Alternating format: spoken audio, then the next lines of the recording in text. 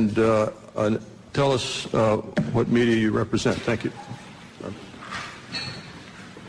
When you ask a question, I would ask first that you identify yourself and your organization, and then direct your question perhaps to a specific individual. That person will have to find his way to the mic, so there will be a bit of delay. Yes. Pat McCune, the Daily Trojan, University of Southern California. We just did a big event here, and LucasArts, Mr. George Lucas himself.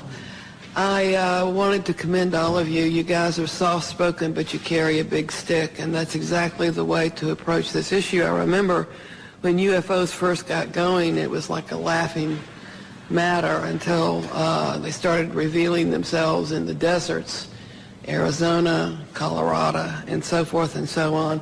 I'm standing up here not only because if I'm a resource to anybody, if LucasArts is, please let me know, and I'm glad to do whatever I can to help you. As well, I wanted to point out that my friend Charles Stone back here is something of a real authority on UFOs. He does quite extensive work on websites and all, and is a real authority if you need some questions answered. That's it.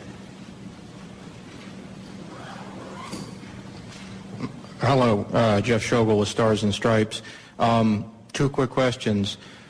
Mr. Hastings, you had mentioned that this is an ongoing phenomenon. Is there an incident later than 1980 that you are aware of? And then also, are there any testimonies here today that are new that have not yet been documented or been in the public domain? This is a cross-section of the witnesses who've come forward. The latest incident involving nuclear missiles was at Malmstrom Air Force Base in 2007. However, the person is still active duty Air Force. I'm not going to elaborate on that until that person is separated from the Air Force. Another incident occurred at the Nellis Air Force Base, Nevada, Area 2 weapons storage area. A series of incidents, the latest being in April of 2003, in which there were unidentified aerial objects maneuvering near the weapons bunkers at that facility.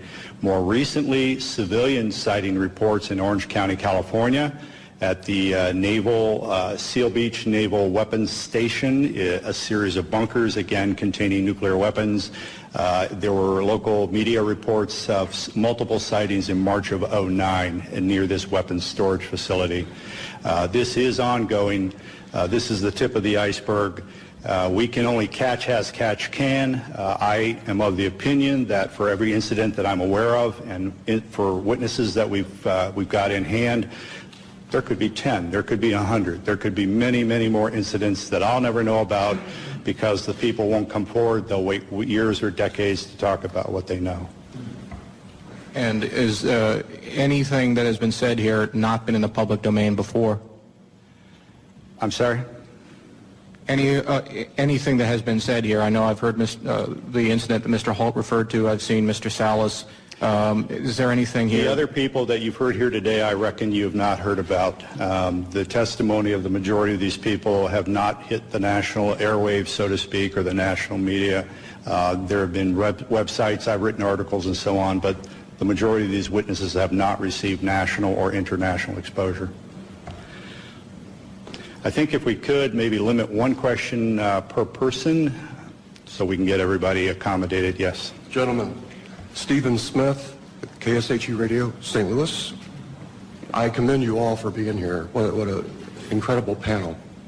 And Robert, you and I have always spoken over the phone. I'm still editing the book. I was at Naval Headquarters in Communications during the Carter administration. And I can affirm what you're all saying. This phenomena is incredibly real. And one day, a gentleman came into our comm station, came up to me, I had never seen him before in my life, and said, "Do you know that we have aliens on ice?" And I was just taken back and speechless. I didn't pursue with any questioning. And he turned around and walked away and walked out. I have been a contactee twice in my life, both times in Santa Monica, California, one in 1986, one in 1997. Incredible experiences that I won't go into detail right now. But I just want to say bravo, gentlemen. Thank you. Spencer Ackerman with Wired. Mr. Hastings, could you elaborate on why you've speculated that the unidentified flying objects that all of you have described possess the agenda of trying to tell us to turn away from our path of use of nuclear weapons? Are there other potential explanations that you've considered and found less plausible? Is there a possible offensive threat to the world from these UFOs? As I said in my introductory remarks, that's speculative on my part. However, given the available evidence, that is a plausible scenario. We can clearly say, based on radar data, which are empirical, not anecdotal, that these objects have been tracked since the early 1950s, if not earlier, traveling up to 7,000 miles per hour, making right-angle turns at high rates of speed, instantaneously hovering, reversing course. If we or the Russians or any country on Earth had those kinds of craft in the early 50s, why have we spent the last several decades developing fixed-wing aircraft of far inferior abilities? These are clearly, in my view, a technology from somewhere else piloted by beings from obviously another world or another dimension. Moreover, the fact that missiles have been tampered with here and in the former Soviet Union, and on one occasion in each country, about which I am aware, actually activated, I think we can rule out that these are the Americans attempting to start World War III or the Russians attempting to start World War III. Again, the technology involved is so superior, and we cannot conceive of a logical scenario whereby either of our countries would attempt to activate nuclear missiles for any reason under the sun. Now, our opinion is that whoever these beings are, they are indeed attempting to send a signal that we are playing with fire, that we are gambling with the human race's future. There are other possible scenarios. I have half-jokingly said from time to time, maybe they're planning to invade Earth and they don't want to inherit a radioactive environment when they do. Now, I don't believe that's what's going on by any means. I don't think humankind is in jeopardy from whoever they are and what their intentions are, except we will have our minds expanded. There will be a paradigm shift. Traditional institutions such as religions, governments, other social institutions may indeed be threatened by what is coming. That is just a logical consequence of what is about to occur. But if indeed this Earth is being visited by other races, and if those races are, one or more races, are in fact repeatedly monitoring and sometimes tampering with our nuclear weapons, that secret, in our view, should not be kept from the citizens of this planet any longer. But you don't think there's an offensive element to their contact? I don't think there's any potential hostility, except, again, to closed-minded people. Sure. This is to the question of hostility. What you've heard up here, and especially in my case, they could have done a lot more damage, in permanent damage to our weapon systems, and they didn't. All of these weapons, in my case, were brought back up on alert. It took a day or so, but everything was fine. If they wanted to destroy them with all the powers they seem to have, I think they could have done that job. So I personally don't think this was a hostile intent. Hi, I'm Charles Stone with the Tiger News Service. I didn't ask my friend to come up and make that statement for me, but appreciate your patience.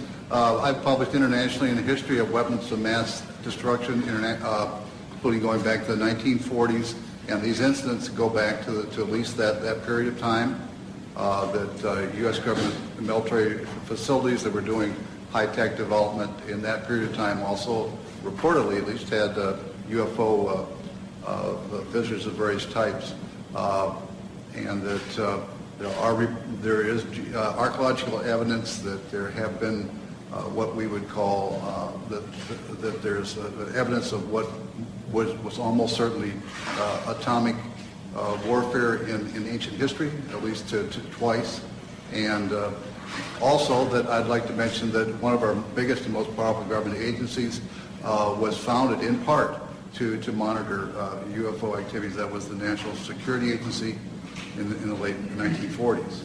Did you have a question, sir? Are you aware that the NSA was partially founded to monitor UFOs?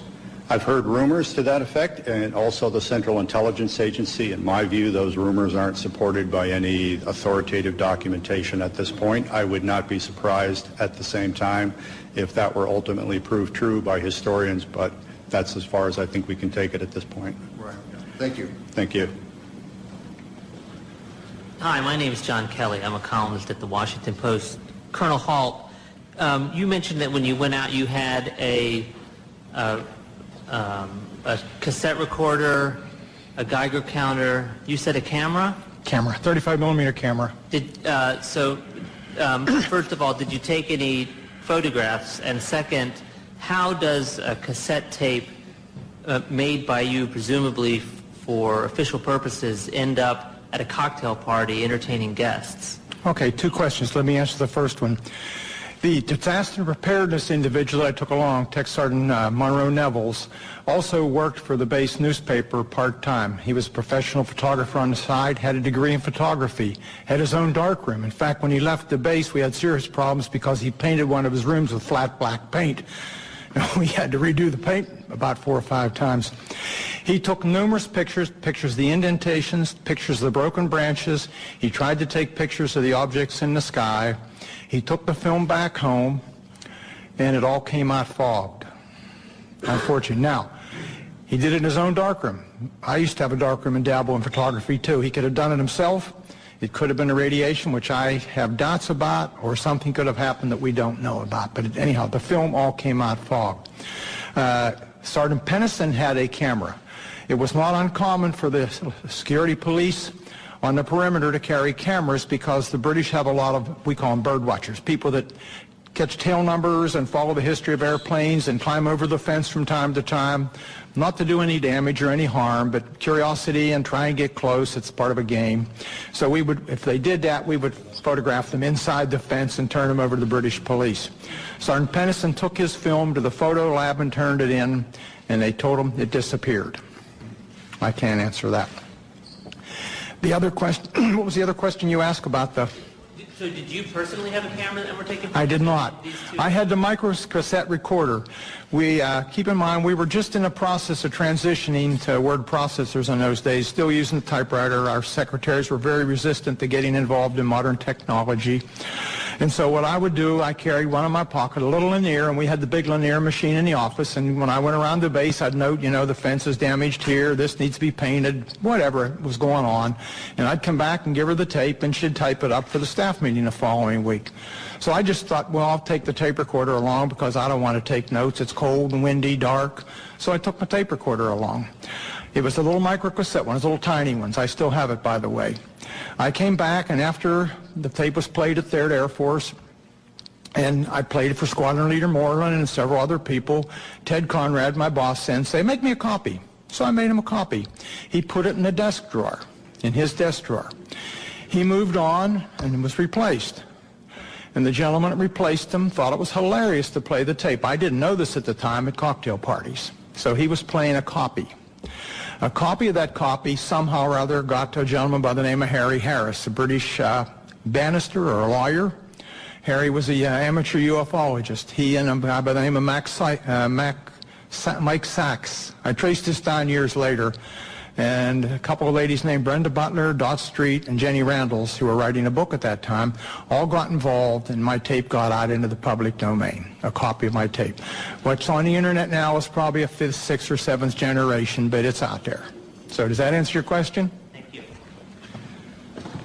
Let me interject that Robert Jameson, the missile targeting officer from Malmstrom in 67, does need to catch a plane, and so if anyone wants to direct a question to him, you'll need to do it in the near term here.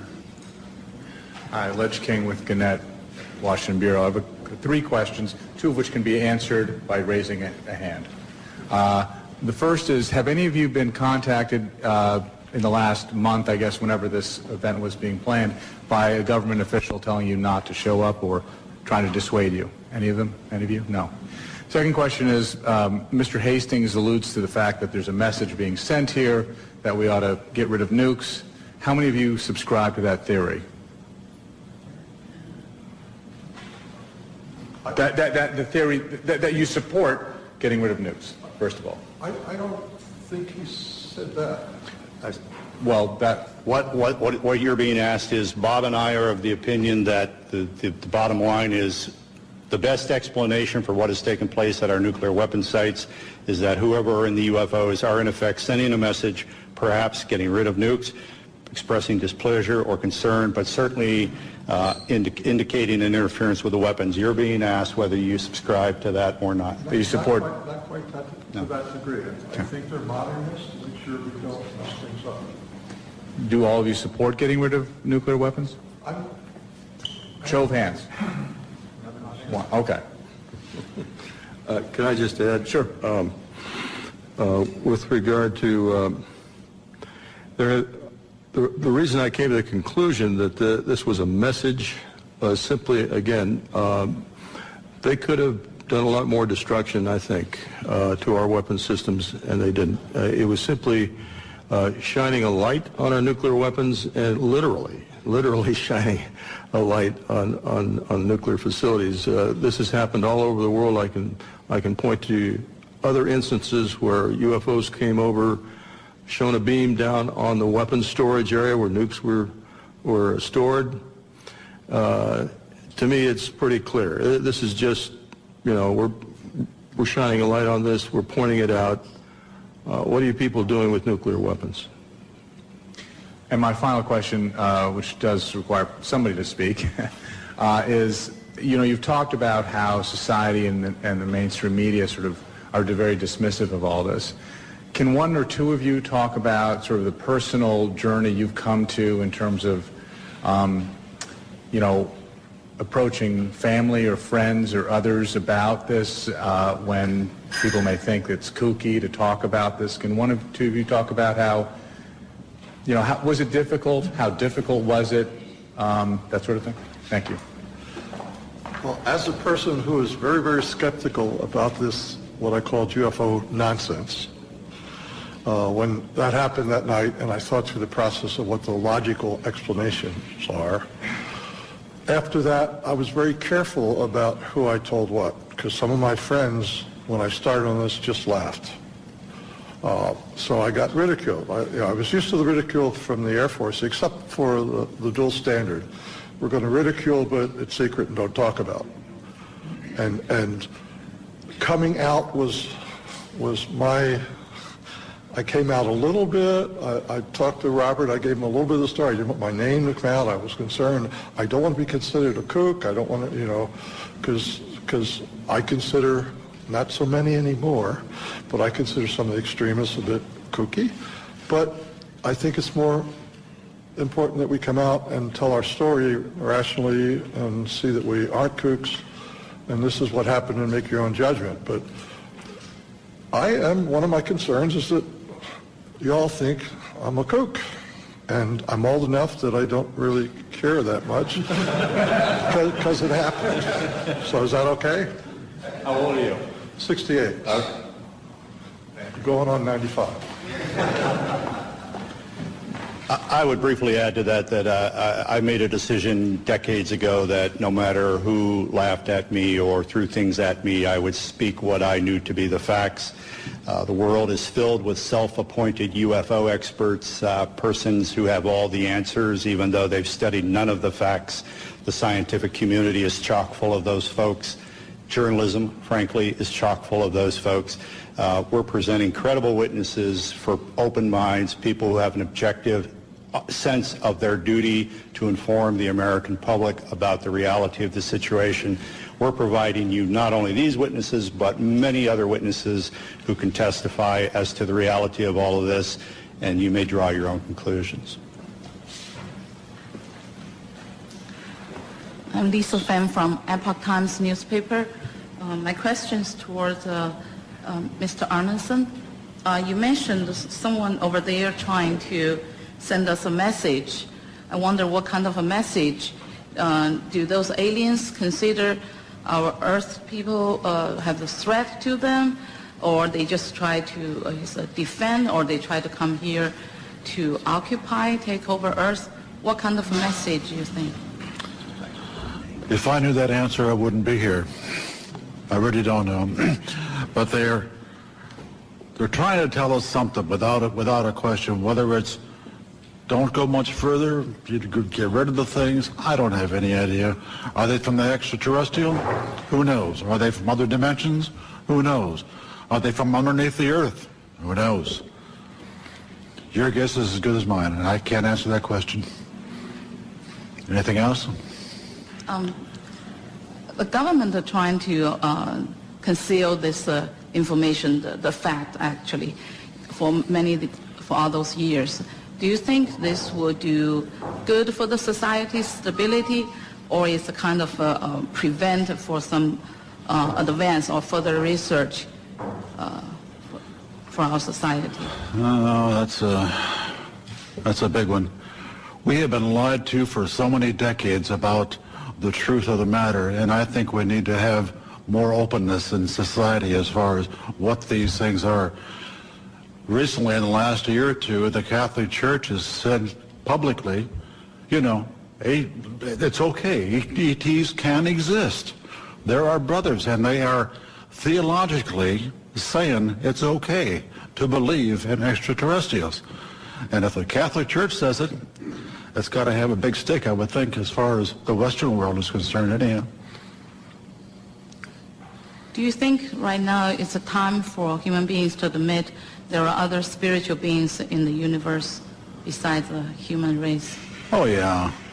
I think that's the thing is, people are so wrapped up nowadays in their own world. They're worried about jobs. They're worried about mortgages. They could care less about UFOs and ETs and paranormal events and whatnot. That isn't even on their radar scope. Unfortunately, that's... I understand that. I haven't spoken to college students that much myself, but I understand that that is a fact. Yeah. And that's healthy. I think that's goodness. Oh, yeah. I just wonder what's in the archives in the Vatican as far as UFOs and things like that are concerned. If that could be released, wow, I bet it would blow the socks off a lot of people. That'd be interesting. Okay. You asked what would the potential changes be for society, would this be good? Let me briefly summarize and say, in 1975, a former CIA official, Victor Marchetti, wrote a best-selling book called The CIA and Cult of Intelligence. The CIA took him to the Supreme Court to attempt block publication of that book. Ultimately, a redacted version of it was released. It was the first book in American history to be censored by the U.S. government. This same Victor Marchetti, in 1979, wrote an article for Second Look magazine. The title, I believe, was How the CIA Views the UFO Phenomenon. He said, among other things, this subject was so sensitive that you did not talk about it in the agency unless you had a need to. Nevertheless, there were rumors floating around at the highest levels of CIA about recovered crashed UFOs and the bodies of their crews. Thirdly, Victor Marchetti said, in his opinion, as an intelligence analyst with CIA for I think 11 years, he was of the opinion that no government on earth will voluntarily release this information because it would jeopardize the status quo, i.e. their power. Even if there's no hostile intent or implication to the visitation of these beings, if indeed these are extraterrestrials, even if they're not meaning us any harm whatsoever, governments have nothing to gain and everything to lose by admitting the reality of this. And Victor Marchetti's opinion is that this will probably come out, by some action on the part of the phenomenon itself, which will leave no doubt in anyone's mind. But don't expect Washington or Moscow or any other government to volunteer the reality of all of this. Thank you. I'm Jim Canan. I'm a defense writer of long standing in this town for Gannett Newspapers, Business Week magazine, and I was senior editor of Air Force magazine. I'm going to ask a question, but I want to contribute something. When I was on Air Force magazine, I was told by an Air Force colonel of long acquaintance that this was real and that we were actually dealing with the aliens. I never had the guts to write. He said, you won't have the guts to write this. I said, no, because I have to confirm it. And if you can't tell me how to confirm it, he did give me a couple names, but it didn't pan out. I was like all the rest of the press, you know, if I couldn't confirm it, I wouldn't write it. Now, that may mean that we're somewhat cowardly, but at the same time, it means that we're also very careful. I do sympathize with the members of the press who do not write about this, even though I myself am convinced of it by now, because I was one of them once. But now, I have a question contemporary. 2 years ago, the Air Force Chief of Staff and the Secretary of the Air Force were dismissed by the Secretary of Defense for, among other reasons, being sloppy in their management of nuclear weapons. We transported an armed one somewhere, we sent components overseas and so forth. This shook up the Air Force. I want to ask you gentlemen, in the aggregate or individually, do you think that this evidence of malfeasance ranks up there with not telling the public about alien or UFO intrusion at nuclear sites? Is there an equation there? Can I speak to that, Mr.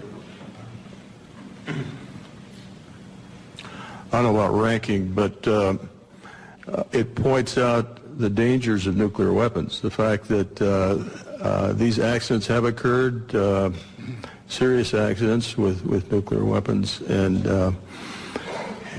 it just points out how dangerous it is that we have them. I don't know how to compare that with the cover-up. I'd have done an analysis of the cover-up, and I'd be glad to give it to any of you guys that are interested. But I think it's related in the fact that the cover-up of the fact that UFOs did intercede with our nuclear weapons is extremely important. May I add something? This Air Force colonel who talked to me about all this, he did so in result to my questioning about it after a Japan Airlines freighter over Alaska was trailed by a UFO in 1987.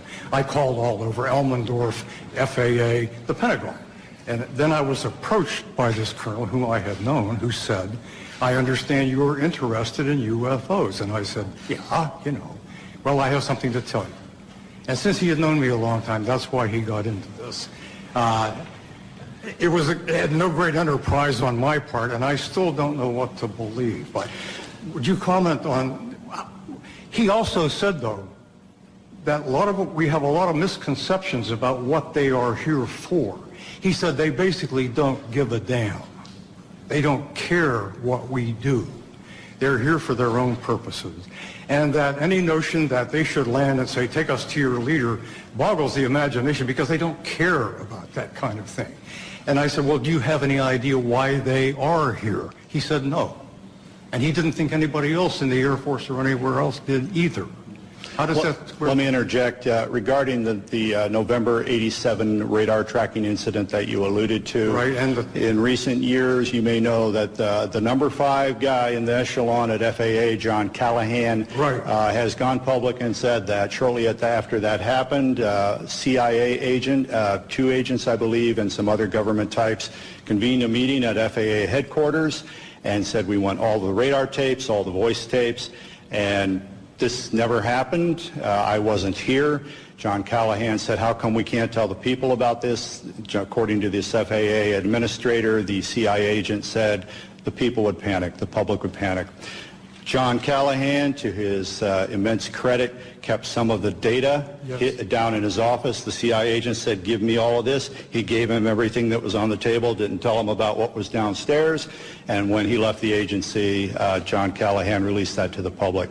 So CIA is still quite involved in all of this.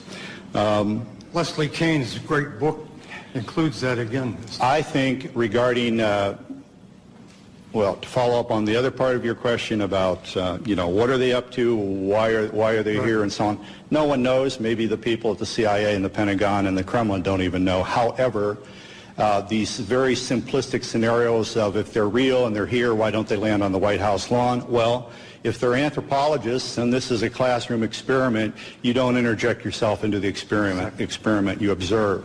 Or an alternate scenario, if this backwards planet is on the verge of a nuclear holocaust, maybe on a limited basis you intervene in a way that the Pentagon knows what's going on, the Kremlin knows what's going on, except for troublemakers like us, the public at large in neither country does not know what's going on. So in effect, you send a signal, in my opinion, to governments about nuclear weapons without alarming the general populace. The late Dr. J. Allen Hynek, who was a UFO skeptic, he worked for Project Blue Book for so many years, he eventually believed, I've been wrong, science has been wrong, these are real, and we should check into it. When asked why, the aliens, if that's who they are, do not visit us, he said, a zoo is a nice place to visit, but you don't communicate with the lizards. So, there's any number of plausible scenarios to explain why we have not had open contact. I am of the opinion that whoever they are have enough sense to know that if they interject themselves into our reality in one fell swoop, there could be very dire repercussions. Whereas, on the other hand, if they engage in an on-again, off-again cat-and-mouse behavior that allows a slow psychological conditioning of humankind to the reality and the presence of themselves, then when open contact, if that indeed is in the cards, occurs, there will be far less trauma. Thank you. I wasn't meaning to contest your point of view, by the way, merely pointing out what I had heard. It's all right. Michael Rank from Lancaster County. Al and I came down this afternoon, and we were talking about the fact that we are now able to combine human and non-human genetic materials by our medical sciences.